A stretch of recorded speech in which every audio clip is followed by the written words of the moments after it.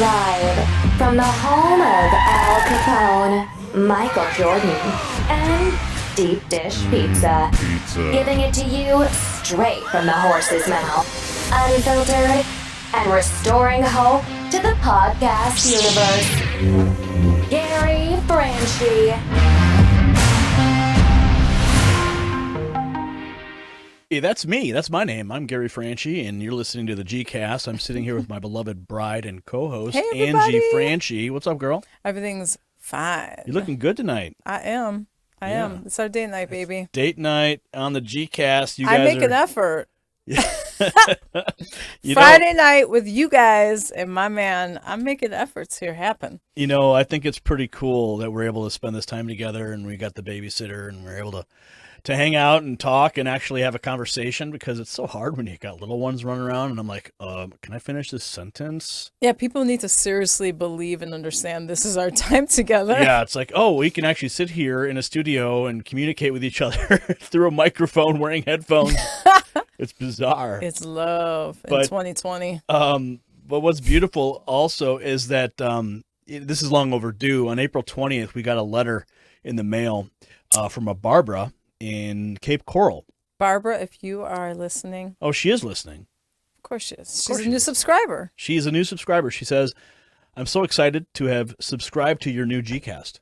Mm-hmm. Congratulations. I have followed you, Gary, on Next News Network for many years. I'm 69 years young, was never interested in politics during my prime. And now she also, and what's beautiful is that she wrote date night at the top right. She made me so happy. On the page. And then she gave us a check for $100. So we're going to spend that on date night tonight. And we're going to thank Barbara for that. That's finally such a beautiful thing. I open it up. I'm like, what? A donation for date night. How beautiful. It was so generous and so adorable. I just felt like a young bride with you when I got that letter. I'm like, oh my God. You know, like someone recognizes the fact that we work together and what we do and acknowledges that we deserve a date night. Thank you. Speaking of of a bride, you just got your wedding dress returned. Yeah. And what did they do to it? Did they just clean it, or? I mean, we're talking about 14 years in. No, it's going to be 14 years in August. Yeah. Okay, and I never got my dress preserved. Are you supposed to do that? Is that like a thing you're supposed to do? It's a good idea, but I never did it because it was so expensive. Yeah. So here I am 13 years later, and I see the cleaning lady come by, or the cleaners come by to pick up your suits, and I'm like, you know, my dress is bunched up in a white bag in the basement. Yeah. I'm going to do this today. And it looks beautiful. Yeah. You got to try it on for me later, though. Oh! We could have our honeymoon night. I love before. That was the cool thing about having it not preserved. You could put it on. We had such an awesome wedding. We actually had to pay for it ourselves because there were certain, things. Well, we were old enough. Yeah. I was 26. But we did have some help from family. We did. I can definitely point to several Your members mom of the bought family. the flowers. Yeah. Your mom and dad. And then we stayed at the Drake. Yes. On our wedding night. Mm-hmm. I got a deal because I used to work in hotels. Oh, yeah. Boom shakalaka. The Drake. That was beautiful, hanging out. And we just fell asleep in the limo going back to the Drake from, I think, where was it? Des Plaines, we were in Des Plaines, right? so it was a good 40 minutes in the limo to the hotel. And it was, but you know what? They tore down that banquet hall. They did. We went back and it wasn't there. It was gone. Totally gone. Casa Royale. That's what it was called. That was a beautiful place. Mm-hmm. I remember them working with us because we didn't have a whole lot of cash on hand. We're just like, oh. But we covered it. We got it done. Like a boss. We got it done, girl. Oh, yeah. And a lot of people said that was one of the most heartfelt, beautiful weddings they'd ever attended. They did. Yeah. It was a beautiful wedding. Yeah, I just remember our first dance. I just buried my head right into your the crook of your neck, and I'm like, I'm just staying right here. Yeah, because I was like, it was all a these safe people. Place. It was a safe place. All these people were watching us dance, and I'm like, oh man, that was like the safest place to be. and you remember our song, right? Oh, you'll have to remind me. Now I'm in trouble. Now you are in deep trouble. I don't blame you because we haven't listened to it in forever. I'll give you a hint. Oh, come on. Come rain. Oh. Or Come rain or come shine. Ding, ding, ding, ding, Yeah. ding by Billie Holiday. Yeah. And That's a it's beautiful certainly song. been a true story for us, Yeah. you know? Well, speaking of true stories, Ange, Yeah. we do have a lot of true stories to talk about today. Got some meat here to look through. Yeah, we got a lot of stories. We don't have a guest today. We tried our darndest to bring some people in, and a lot of people were busy or... Yeah, we really wanted to talk about George Floyd. Well, we're going to talk about that, but... We still will. We're going to get to that in a little bit later because that's really a deep dive. Yeah. There's a lot to take in there, a lot to talk about. But I think we should start out with what's happening on the social networks with respect to the president of the United States. I mean, he is at war with Twitter. He's at war with Google. He's at war with Facebook. It's wild times. Oh, certainly. It's exciting.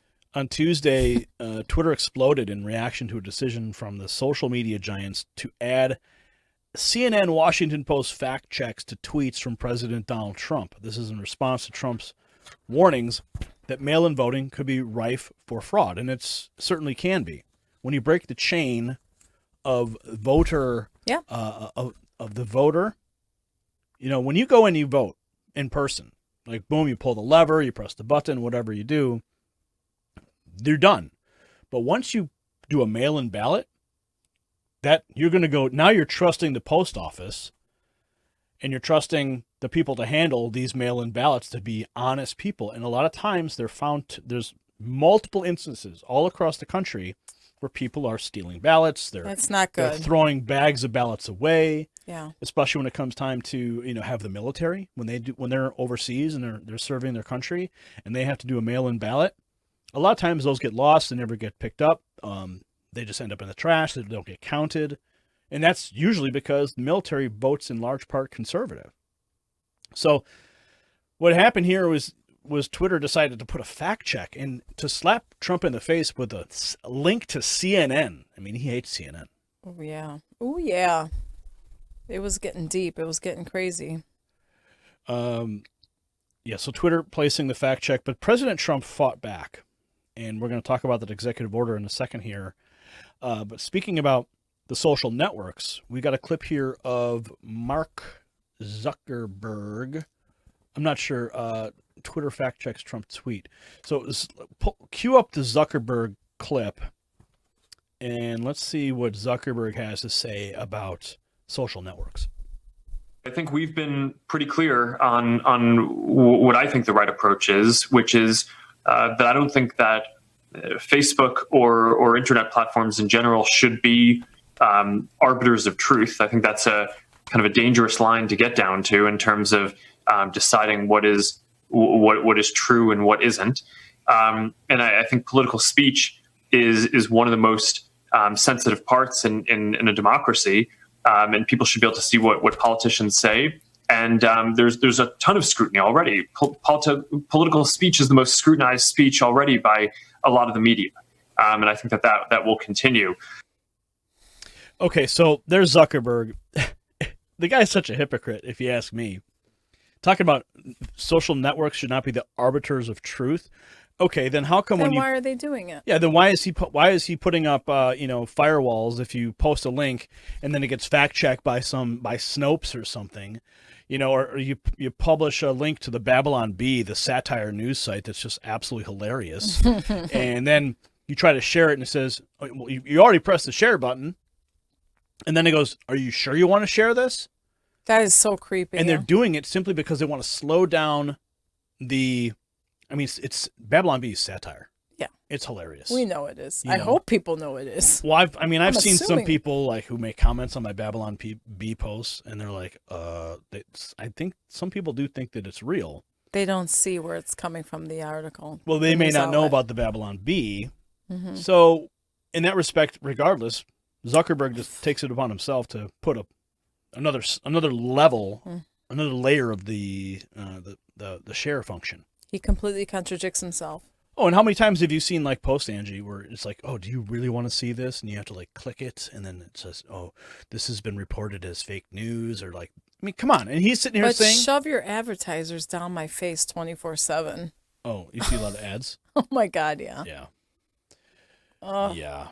So Zuckerberg responded, stating social networks should not be the arbiters of truth. This comes after repeated claims of censorship, shadow banning, and deleting of accounts that hold conservative political viewpoints in line with the president. It is mostly, if not all, conservative viewpoints, because I just don't hear any other voices speaking up about being censored like this. I don't hear liberals complaining about it. I don't. It's because Zuckerberg has made it clear, and he testified before Congress and stated that Silicon Valley is a bunch of left-wing lunatics. Yeah. So President Trump fighting back, though, which is great. I'm happy for this.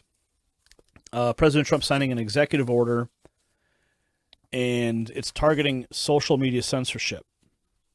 Okay. It's about time. Let's go ahead and can we go ahead and play the clip? We've got President Trump discussing that. And therefore, today I'm signing an executive order to protect and uphold the free speech and rights of the American people. Currently, social media giants like Twitter receive an unprecedented liability shield based on the theory that they're a neutral platform, which they are not an editor with a viewpoint. My executive order calls for new regulations under Section 230 of the Communications Decency Act to make it that social media companies that engage in censoring or any political conduct will not be able to keep their liability shield. That's a big deal. They have a shield. They can do what they want. They have a shield. They're not going to have that shield. My executive order further instructs the Federal Trade Commission, FTC, to prohibit social media companies from engaging in any deceptive acts or practices affecting commerce. This authority resides in Section 5 of the Federal Trade Commission Act. Okay, so there's the president, and I looked over the executive order today. I was waiting for, there was so many draft versions floating around, Angie. Yeah, there is. That you couldn't figure out exactly, what was the final version, and I checked out the final version today from the White House website. And there's a really important point. It's several sections, but they state here that within 30 days of the order, the head of each agency shall report its findings to the Director of Office and Management and Budget. Okay, so in 30 days, I'll read Section 2, Paragraph B. To advance the policy described in subsection A of the section, all executive departments and agencies should ensure that their application of Section 230C properly reflects the narrow purpose of the section and take all appropriate actions in this regard. In addition, within 60 days of the date of this order, the Secretary of Commerce, in consultation with the Attorney General and acting through the National Telecommunications and Information Administration, shall file a petition for rulemaking with the Federal Communications Commission requesting FCC expeditiously propose regulations to clarify. So what they want to do is clarify Section 230. Remember last week we were talking about what happened with Joe Rogan. Mm-hmm. And Joe Rogan said, to hell with YouTube, we're jumping ship, we're going to Spotify. So what this does is it's going to make sure that they're acting within the guidelines of Section 230. And if they're not, they could lose their liability protection, their shield. Yeah, I don't see a problem with that. Well, if they lose their shield, it's going to be very hard for them to actually exist as a company. So just the mere threat of that, and I was actually talking with Mark Dice yesterday about this. And what do you have to say? I raised some concerns about Section 230 and the fact that if they were to be declared as publishers, that they could start deleting content at their leisure. And he said no. He says no, that's not necessarily true. There's no way they could actually effectively moderate that level of content. It's a lot to moderate. So they're going to have to take a step back and not censor. That's all they have to do. Just step back and not censor the content, not try to delete content, let the free flow of information and communication happen. I really love what he said here. As president, I've made clear my commitment to free and open debate on the internet. Such debate is just as important online as it is in our universities, our town halls, and our homes. It is essential to sustaining our democracy.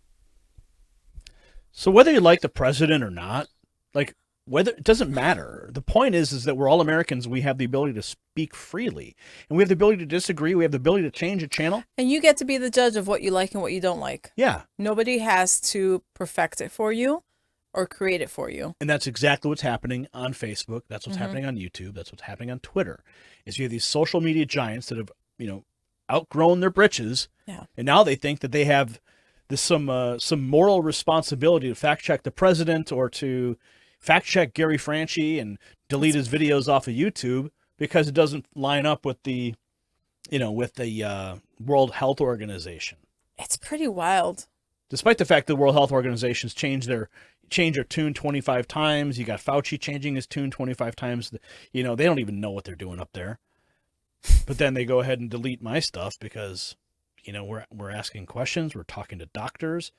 It's absurd.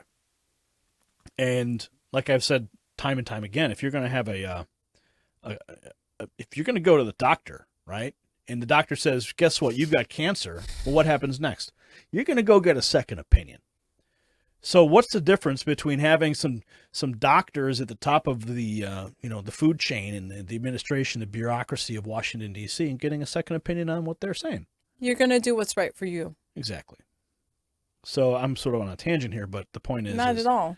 ...is that hopefully this executive order will restore some level of free flow of information because of the threat of their inability to actually police the content effectively.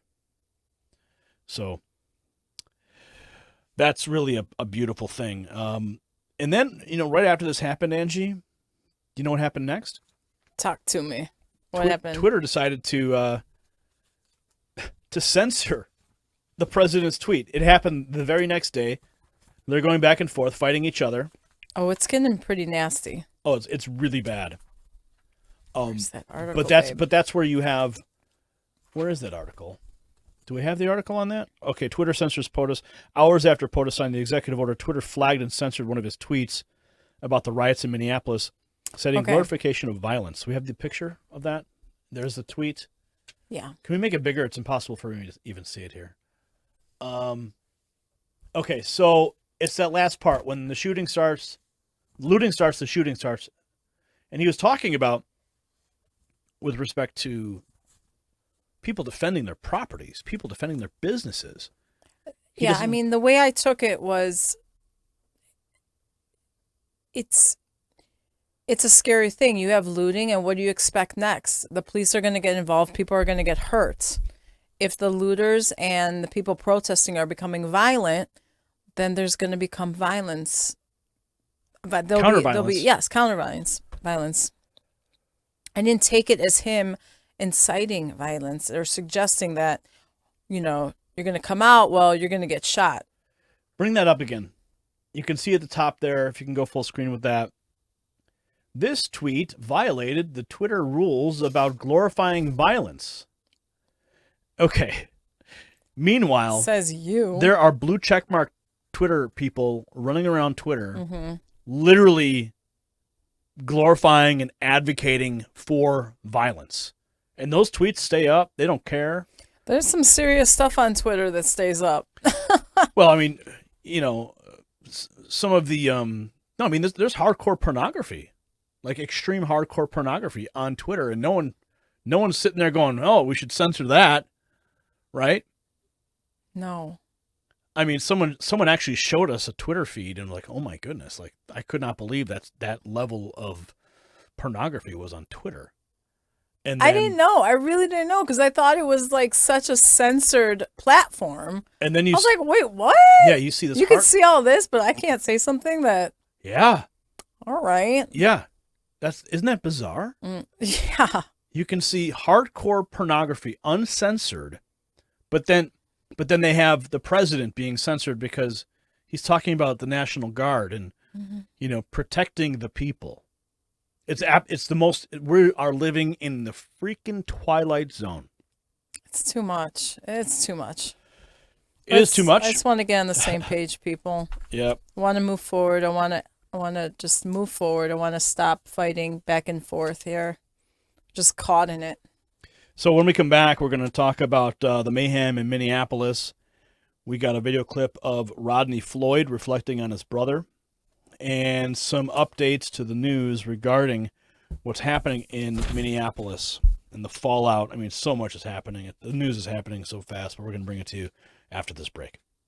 The G-Cast will be right back after this short break from our sponsors.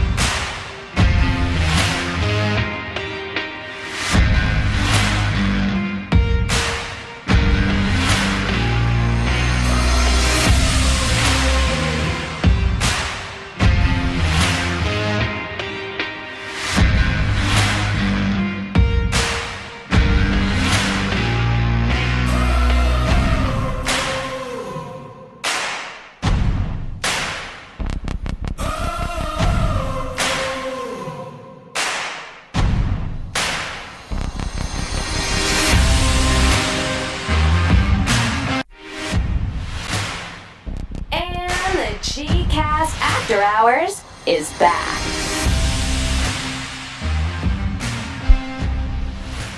All right, and we are back on the G-Cast with my beautiful bride, Angie Franchi. Hi, baby. And my wonderful husband, Gary Oh, Franchi. that's so nice. You drank some I'm almost coffee done. there. You almost finished that. Yeah, this is the pre-party. The pre-party.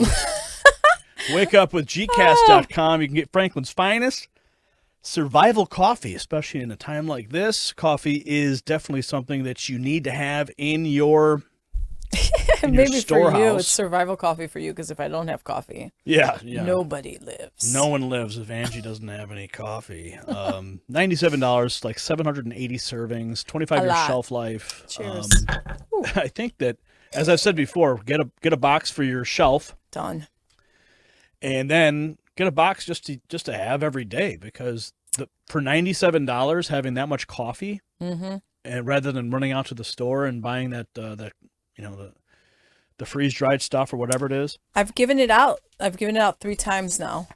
Because open a pouch. Friends are asking me about it, and I'm like, just here, try it. It's awesome. I've never been a big fan of instant coffee. Yeah, it's freeze dried, pure Colombian. Non-GMO. Non-GMO. That's a good selling point. For me, it is. It's very important for me. But it's so tasty, and I'm fat. I'm busy. I don't look. You brought me a coffee pot. And I haven't been using it because I'm like, this is ready in 2 seconds. Yeah, and I'm always about what's quick and fast because I'm always trying to, make best use of my time when it comes to all the news cycle and stuff. Yeah. So if we can have something done quick, there it is. So. You're so cute, Gary. Oh. There it is. We're going to segue into something that's not so cute. We do have to talk about the mayhem that's happening in Minneapolis. George Floyd, the video surfaced this week, and it was so devastating to watch the life drain out of that man. I believe everyone who's watching right now has seen the video, seen the footage, and you are mourning with us and the entire country over what happened to George Floyd. It's horrific. Horrific what happened there, and now the fallout. I mean, Minneapolis is burning. I see another headline here. Painful. Rioters breaching the Ohio State House, smashing windows, entering the building. Fireworks shooting the sky in celebration as Minneapolis Police Department 3rd Precinct burns. Cops retreat. Twin Cities protests grow. We're going to start coming to the suburbs. I mean, this is what's happening right now. I'm reading from the Drudge Report, top of the fold there. A society on the brink of complete and utter chaos. Yeah, I understand that they're angry, but I don't want to see anyone else hurt. I don't want to see any more businesses go out of business or people lose their jobs because they have no job to go to anymore. We're already in that predicament right now because of the pandemic. Oh, yeah. So, I mean, I think if that was you, there would be no end to my reign of like madness. Someone would have to like tranquilize me, I get it. But we have to stop. We have to unify and seek justice peacefully at this point. I mean, the chaos that's unfolding in Minneapolis. The city is burning. It's really painful. It's hard for me to. Well, let's take a look at what Rodney Floyd, let's learn the about brother George. of George Floyd, had to say about his brother. When I learned about the death, I looked up who's this guy. Turns out, he was kind of an all-American football player in high school. Beloved, family man. Fell into some rough times, did some jail, and then they kill him over a for nothing $20 bill. For nothing. Let's take a look here at this. What the brother had to say. Rodney Floyd. I think he was on MSNBC. Mm-hmm. He was a great brother, father. He always excelled in sports his entire life. He was a high school star. He excelled in football, basketball as well. Went to college to Florida. He started out there, and also he was an athlete in football as well. And he went to Texas A&M, Kingsville, and played football. And as a person besides sports, he coached kids as well in spare time. He was a local rapper as well. He's an all-around man. And good to his family, kids, mother, brothers, friends. He would help anyone who needed help. I mean, he had a great understanding of life and great people person, walk in a room and absorb the whole room. Mm-hmm. And I mean, if you got a chance to know him, you would have loved him. And I mean, you can't name someone that never had a great experience around him. And he was very loving, trusting, and would give it lasting. So sad. So sad. That's a real person. It's a real person. It's not just some no-name African-American killed by the police. It was a real person. Do you remember my question? I go to you, Gary, what if they had just arrested this cop or all 4 of them, right? Would there have been riots? Would there have been mayhem to the extent that we see it right now? I think so. Yeah. I think that you wouldn't stop the anger, the outrage. This just piles on to the existing, outrage against police officers who they feel are targeting African Americans. Right? Police initially barricaded themselves in the police station, but evacuated shortly before it was overtaken by rioters and set on fire. 3 separate videos released show no sign of struggle or resistance following the death of 4 officers. I mean, we know that following the death of 4 officers involved were immediately fired. Yeah, I'm sorry, I didn't finish that.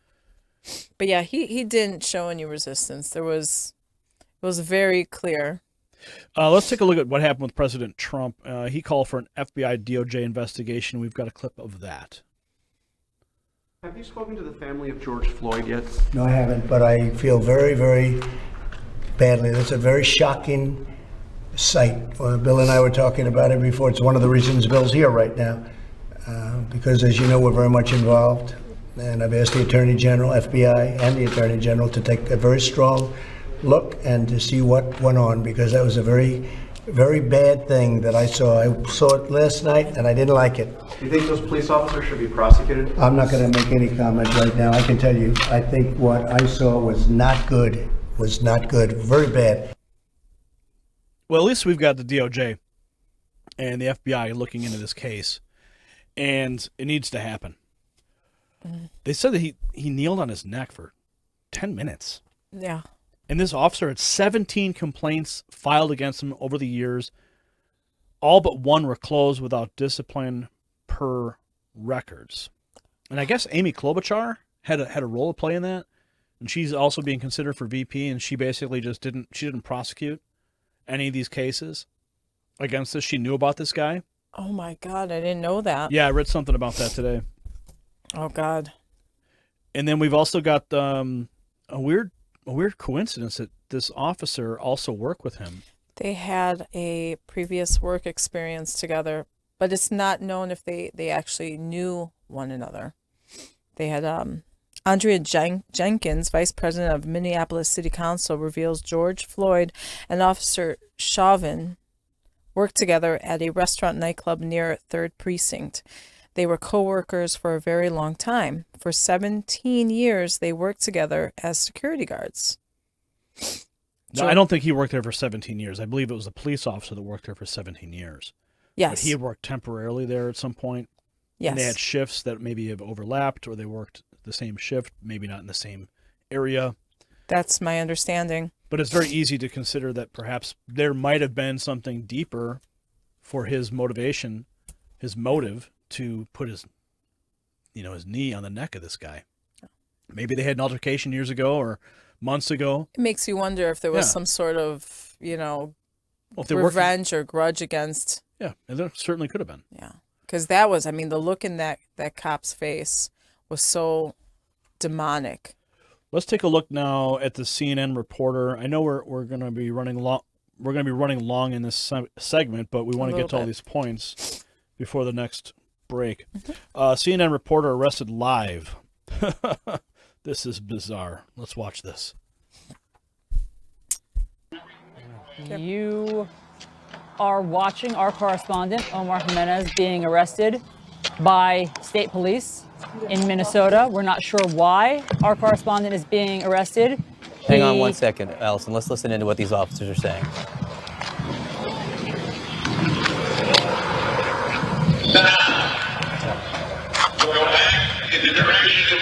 That is an American television reporter, Omar Jimenez, being led away by police officers. Why, guys? What Allison. Why are you arresting us? We're just passing along the message, your message. I'm done. We're just out here doing our job as well as you are. We can do that. Can you tell me what are? Are you under arrest? Okay. Behind your back. I'm being arrested now. I gotta can I put the camera down?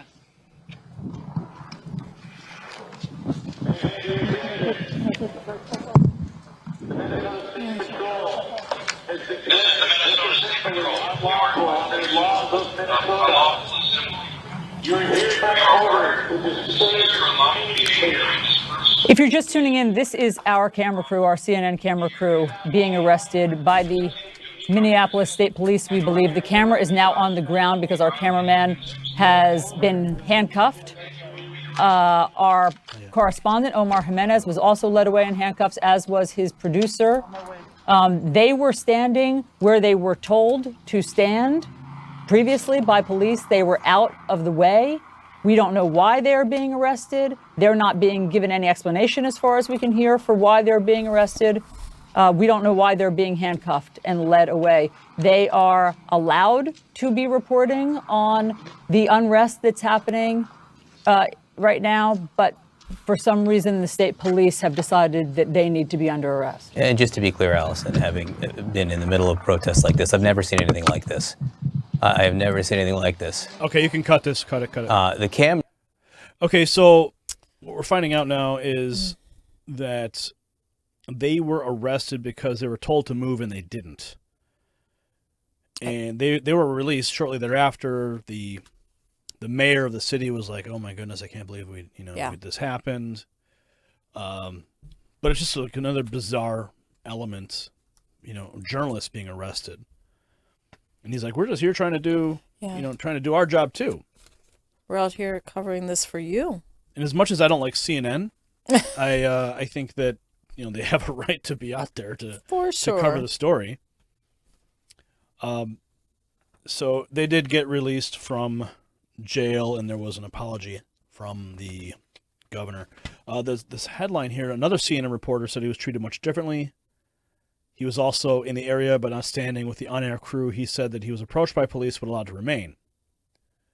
And after he identified himself as press, he was told he was okay to stay there. But they were broadcasting live when that happened. How wild is that? It's good that it was caught on film. So what's the good news here? The good news is the officer who murdered George Floyd was arrested today. Yeah, good. Yeah. Thank God. Minnesota authorities say the police officer who knelt on George Floyd has been arrested. Public Safety Commissioner John Harrington said Friday the state investigators arrested Derek Chauvin. He's the officer who was seen on video kneeling on the neck of Floyd and the handcuffed individual. The arrest comes after 3 days of protests, which escalated in violence as demonstrators torched a police precinct. Has it been 3 days? Has it been 3 days? Minnesota Governor Tim Walz on Friday acknowledged the abject failure of the response to this week's violent protests, saying the state would take over the response and that it's time to show respect and dignity to those who are suffering. Man, you know what's going to happen next. Okay, so they arrest the guy. They arrest the guy. What happens next? They go through this drawn-out court case. We've lived through that before. And then they get and then maybe he has a trial by jury, or maybe something happens, and then he walks. And then all this happens all over again. I sure hope not. But police do get the benefit of the doubt in every case. We were discussing that because, again, my initial reaction to this was, why didn't they arrest him right away? It's because we believe that police are here to protect and serve, and we have to see what's going on in a situation before we assume that, they're not a civilian on the street committing murder. They're a police officer. We expect that they're doing and acting appropriately. But this was beyond obvious what had happened. Well, that's all we got about that. Yeah. And we're going to continue to watch what happens and pray for those people affected. We got to jump to a break, and we're going to come back and talk about the United States of America reopening. Yay! You're going for haircuts tomorrow, Franchi. Yeah. And we're also going to talk about what's happening specifically in Illinois and across the country. So we'll be right back after the break. We've got to pay a few bills over here, so sit tight. And the G-Cast will return in a few moments.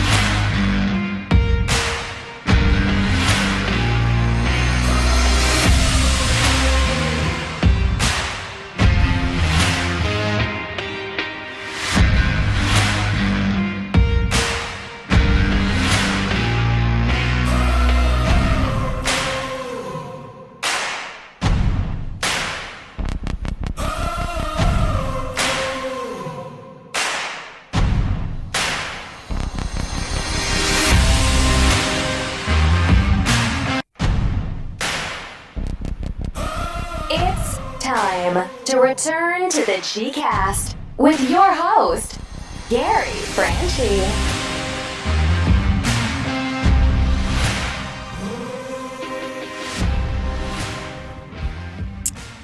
And we're back on the G-Cast. What's up, girl? Oh, I love our music that plays. You do? It's so fun, yeah. We went through a couple different versions of that, like different I think styles. it represents us well. Do you guys think it represents us well?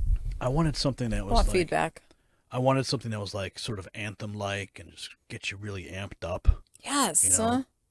Because this is our Friday, like, showdown, end of the week. We're all going through it, we're going through it together. So, what do we got now? Where are we? Pritzker. Oh, goodness. Your buddy Pritzker. Fat boy Pritzker. You better stop. That guy is a piece of human garbage. I guess we won't be bumping into him to the Taste of Chicago this year. They're going to probably cancel that. Oh, I'm sure they probably will. No turkey leg for you or him. Unless you have your papers, your vaccine papers. Sorry. Show us your papers, please. Skipping. You're not going to have a turkey leg unless you have a vaccine. I love their turkey legs. Oh, God, I'm hungry right now. Oh, my. Cities opening up for business across the country, widely different and somewhat confusing timetables. Restaurants opening but not bars, barbers and hair salons but not nail salons, malls and shopping centers opening, including the Mall of America but not houses of worship. Churches in many areas are defying orders.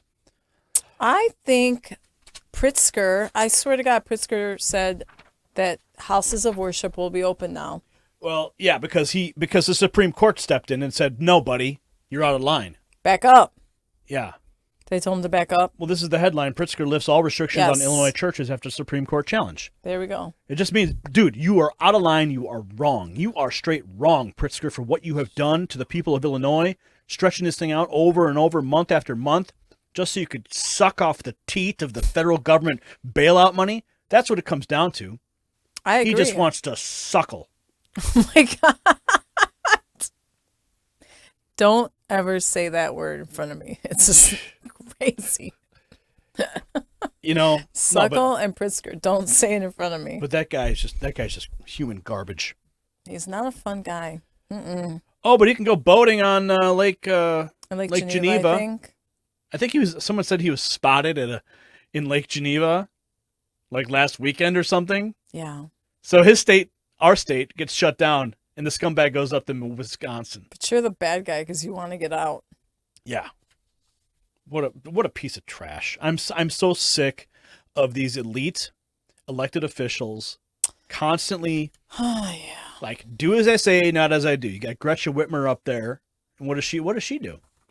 She tells people don't go to your summer home, and then her husband's up at his summer home, right? Up at the lake house. And then I get attacked because I'm like, that's not right. People should be able to go quarantine in their summer home because I say that. And then what else?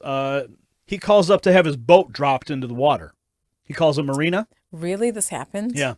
And the guy who owned the dock company or whatever posted the exchange on Facebook. Stop. So the governor's husband calls up the boathouse company or whatever and says, hey, can you put my boat in the water? And they're like, sorry, we're 3 weeks out. We're really busy. We can't help you. And he goes, would it make a difference if I told you that my wife is the governor? Oh, wow. And then you know what he said? He said, actually, it does, because now you're at the back of the line. Yes. Stick it to those elitists. Oh, I need you to show that to me later. That is like golden. Oh, yeah. We did a bunch of reports on it this week on Next News. But this, it seems to be... That's gross. Paul Encioni, he was a guest on the show here just before lockdown, sent me a picture. I don't have it ready, but basically showing that all the states that are still in the lockdown mode are all Democrat-controlled states. Are they? Yeah. Wow. That makes sense now. And they're stretching this thing out so they can damage the president, so they can blame the president.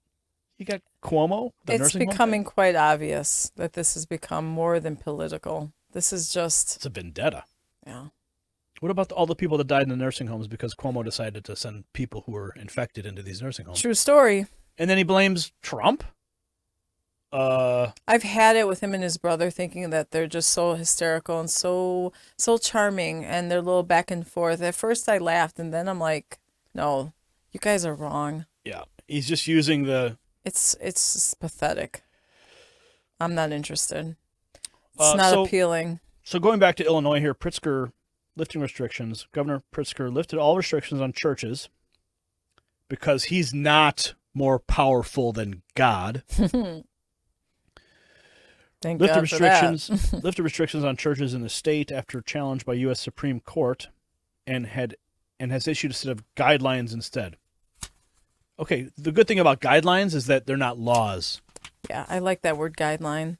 Kind of like the rules of the road. That's what your uncle told me once. Yeah. I'll never forget. His uncle Leo, race car driver. So it's similar to how the Kane County Sheriff said that they weren't going to enforce any of these guidelines because they're not laws. And then they become liable if they enforce something that's not actually a legit law. And then what happens?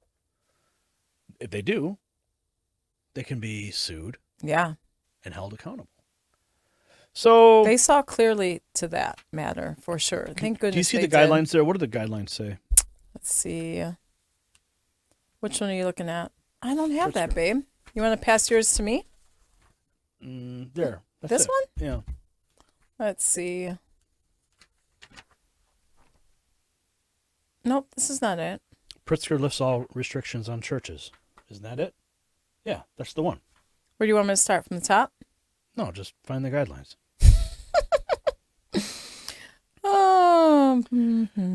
It's the last sentence. Sometimes I get so lost in your eyes and when you're talking. Oh, stop it. Just go to the last sentence for the people who are listening, please. Okay. The guidelines encourage churches to avoid in-person activity and continue to hold remote services or allow congregants to meet outdoors. How ridiculous. Okay. That's why I'm laughing. This is nuts. All right, let me look back over here. U.S. Supreme Court Justice Brett Kavanaugh ordered Pritzker to respond to the churches by 8 p.m. Thursday. Just hours before, the Illinois Department of Public Health issued a set of guidelines for churches, none of which are mandatory. The guidelines encourage churches to avoid in-person activity and continue to hold remote services. Nothing's mandatory, people. What about that business that opened up in Elburn? Oh, he fought back. God bless him, man. Elburn is not far from us. We love Elburn. Elburn. It is a really nice town, actually. It's not a huge populated area. It's a real main street, mom and pop shops. That's what makes it special. And it's such a throwback to like a time capsule. It is. HBO filmed a gangster, like 20th century, I can't remember the roaring name. 20s kind of gangster movie or something there. Because it looks like it's a time capsule. Oh, yeah. It's really cool. We like it. So, but I learned that the Pritzker ordered the state to revoke their business license. Oh.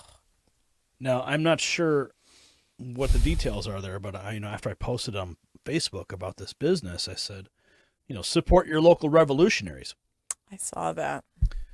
And it's bizarre that an act of revolution is opening up your business and going to work.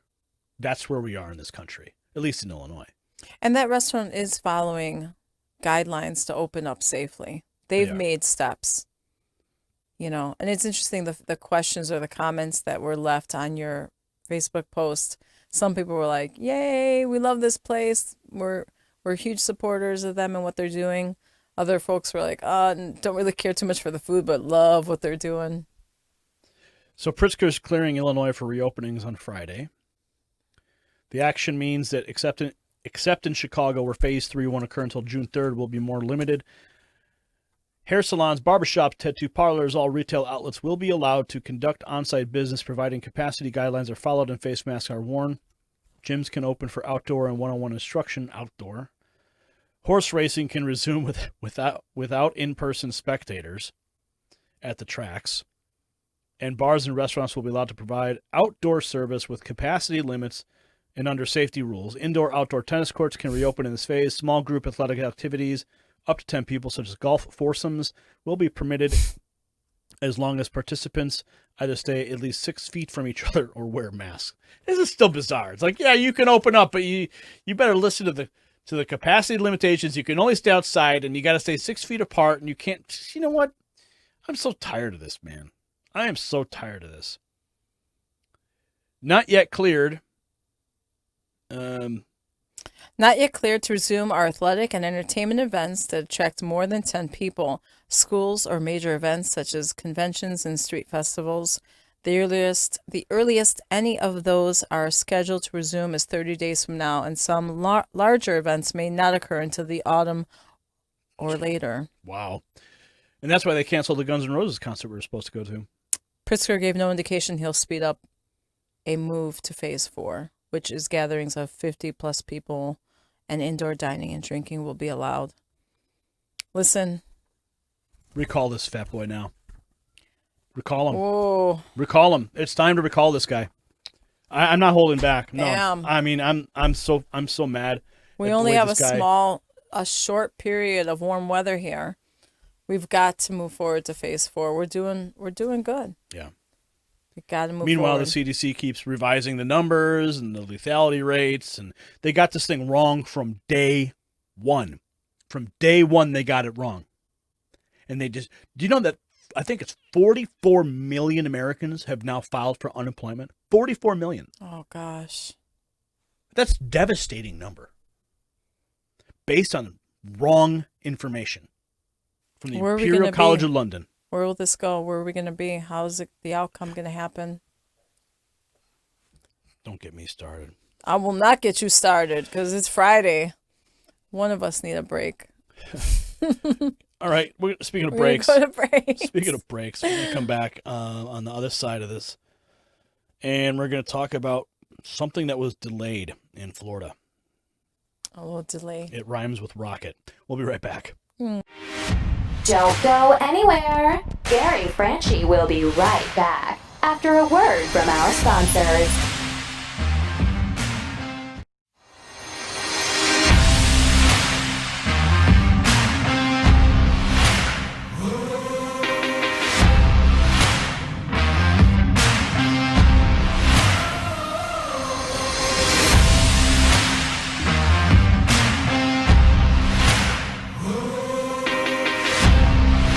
To actually show up here for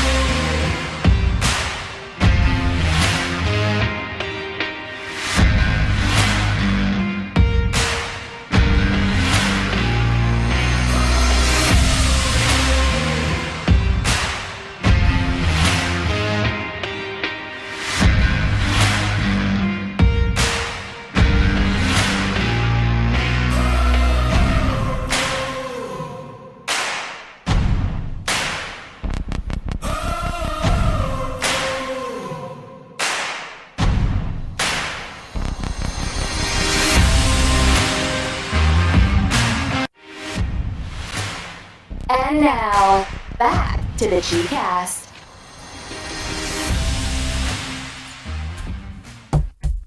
And we're back on the G-Cast. I'm Gary Franchi with my beloved bride, Angie.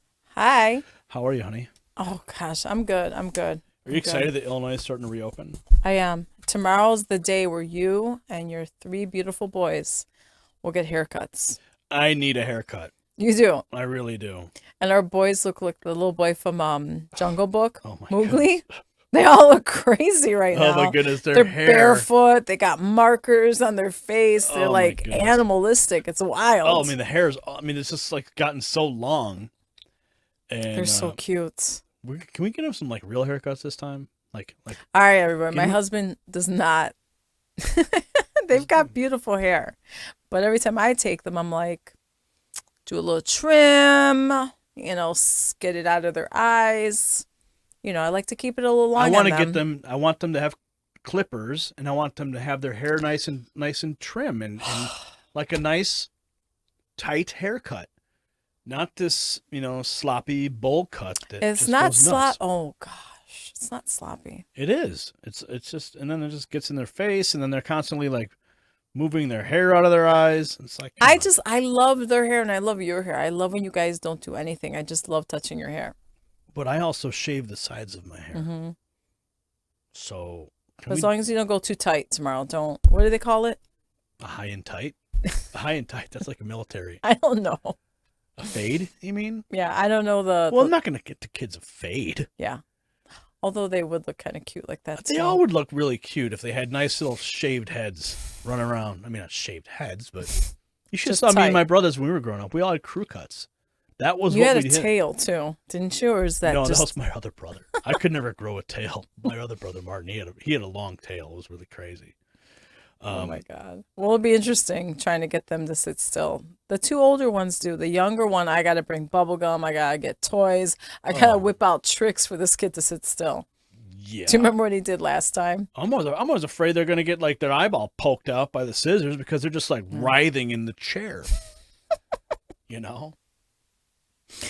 Oh. We should change that lower third to say, children don't like haircuts. It says SpaceX launch delayed. We were so ready for that moment. We were sitting on the couch with our children. We're like, it's happening. It was so cool to see that. I was so excited. It brought back a lot of memories for me. I'm going to pull up. I'm not sure if this is actually what's happening right now. Brian, I'm going to pull up the NDI here.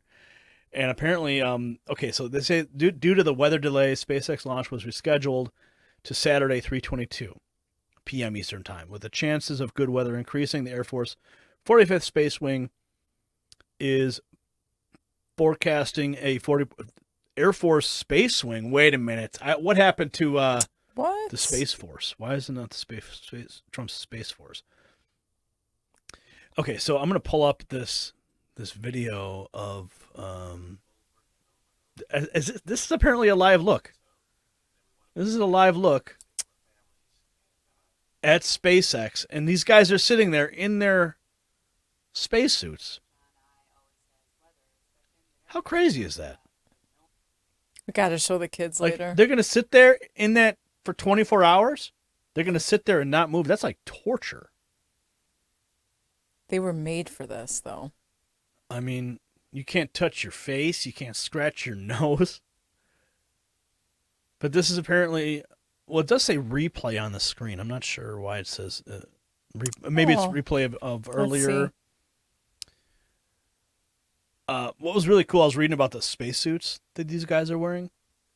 And, Elon Musk is such a visionary. And what he did was, because SpaceX is a private company, and a private company has to serve the shareholders, they have to make a profit, and they got to be able to sell. And if they can't sell, they're not profitable.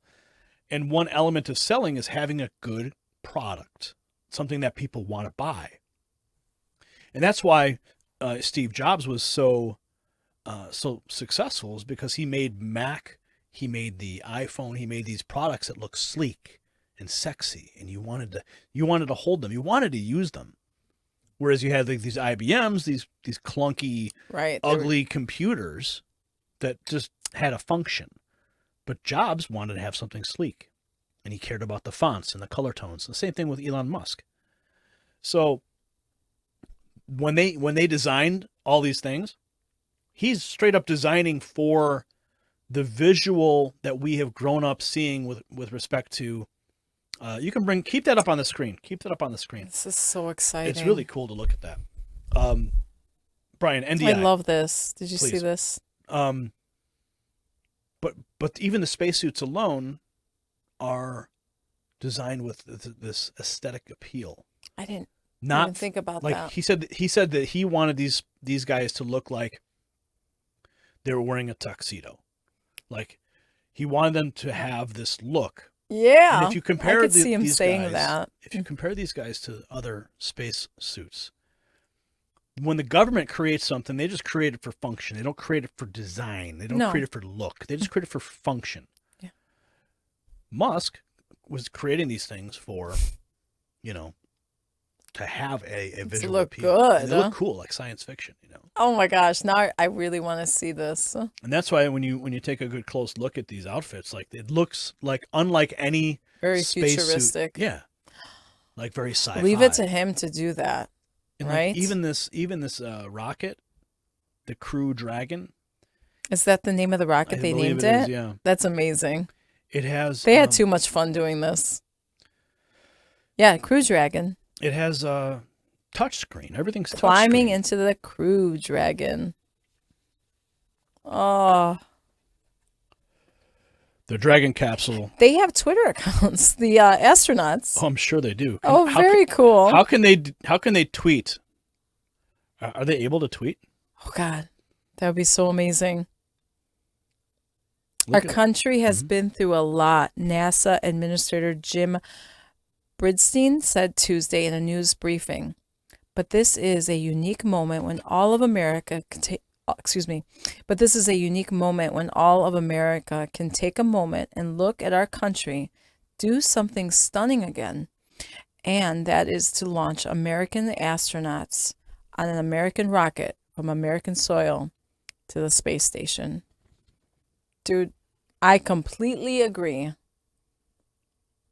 Now, what I don't know is this one of those rockets? Okay, so it shoots up, the capsule separates. If there's an emergency, from what I understand, they can actually eject, which is something that the shuttle never had, an ejection system, tragically. So these guys can eject in an emergency. It'll take them apart from the actual destructive elements of whatever's happening to safety, which is really great. But my question is this the same rocket that can land itself? I don't know. Have you seen those? Yes, it shoots actually, up, because of you. and then it lands itself. Like that's like right out of science fiction as well. Mm-hmm. And Elon Musk is the guy behind all that. It's wonderful. I'm just excited to be able to witness this again. It's fun. It's really heartwarming, and I want to see this with our children. Well, I remember going down to Kennedy Space Center as a kid with my parents. Oh, you're gonna make me cry. And seeing all the big rocket ships, like that was a huge thing for us. Good times, Franchi. And we still have the plate. We still have the plate my mother saved. Yes. We still use it. Yeah. The little boys. That's really use it. It's wild to see the kids eating food off of that plate. Just blow your mind. That and Ronald McDonald's. We have a plate from McDonald's. Oh, from yeah. like the 80s. Yeah. I bet it's worth something. Probably is.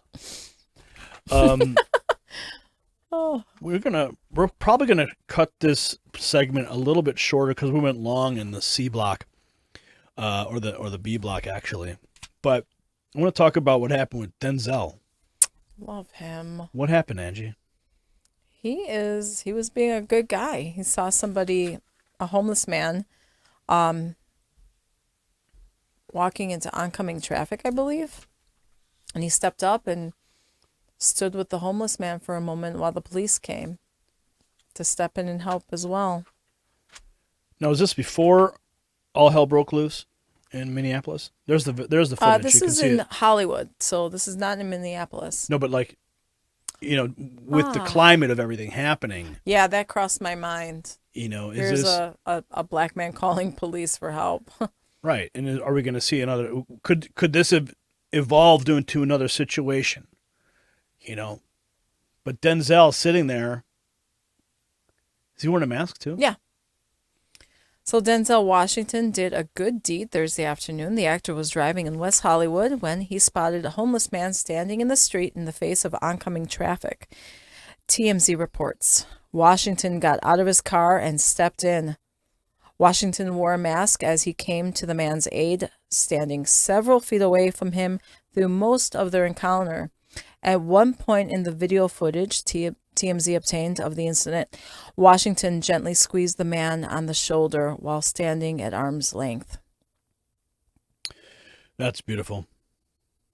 Washington's act of kindness is just the latest in a proud tradition of fate turning celebrities into the occasional Good Samaritan. Some other examples include Ryan Gosling rescuing a British blogger from being hit by a car in 2012, John Malkovich, good guy, like that actor, helping a man who was hit by a piece of fallen scaffolding by stopping the bleeding until paramedics arrived, and Brad Pitt saving a little girl from getting trampled by a large crowd. Well, that's beautiful. Denzel to the rescue. He is. Right? He is that guy in real life, apparently. In movies he is, and now in real life.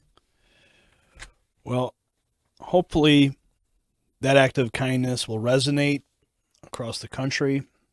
It must. This is how we move forward, to unite and to keep continuing kindness and teaching love and unity, you know? We need to have more of that. We do. Do your part.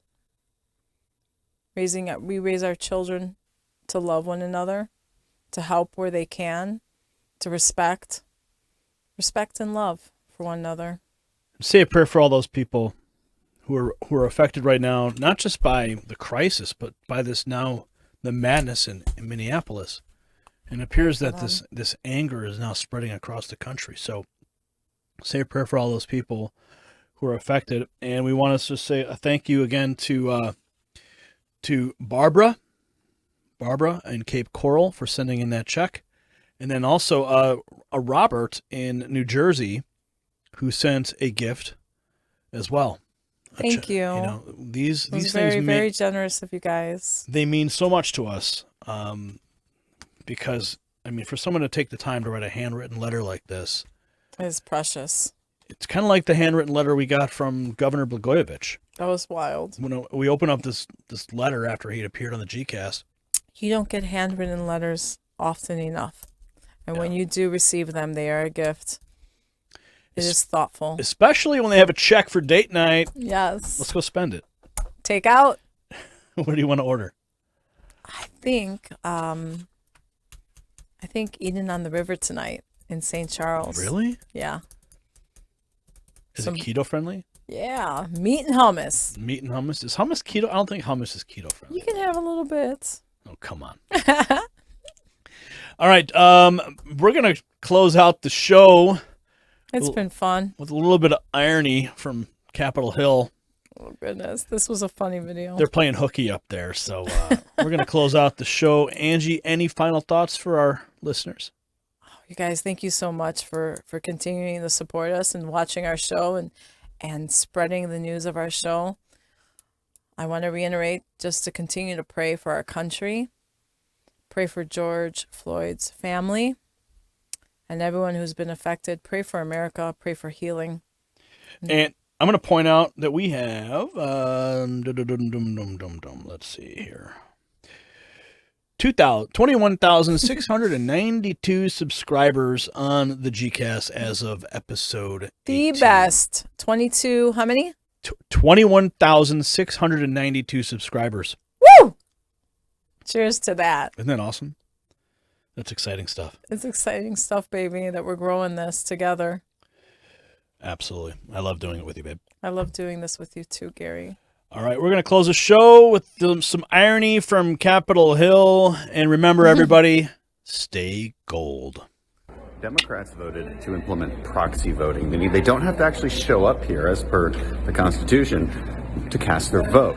So I'm going to show you guys what it actually takes to vote. This is me walking from my office and an empty hallway to the House floor. Not scary at all. Should also mention, we don't even have to be in a hallway. I could get to the Capitol outside, which is even safer. Almost there to this death-defying journey. This is one of 5 entrances to get into the House floor, stick our card in, and vote. This is what Democrats are so scared to do. This is why they claim they need to telework. Because it's too scary to go into one of 5 entrances, go in there, cast your vote, and leave.